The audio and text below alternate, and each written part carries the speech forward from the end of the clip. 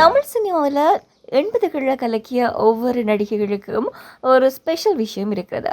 அப்படி தன்னுடைய அழகான கண்களால் ரசிகர்களை மயக்கி நடனத்தால் வியக்க வைத்தவர் தான் நடிகை பானுப்பிரியா. தமிழ் மட்டும் இல்லைங்க, தெலுங்கு, மலையாளம், கன்னடம் அப்படின்னு சொல்லி பல மொழிகளில் படங்கள் நடிச்சிருக்கிறாங்க. தன்னுடைய கிளாசிக்கல் நடனத்தால் ரசிகர்களை வியக்க வச்சவங்க இப்போ சினிமா பக்கமே வரதில்லை. 80களின் பிரபலங்கள் ஒவ்வொரு வருடமும் ரீயூனியன் அப்படின்ற பேரில் சந்திக்கிறாங்க.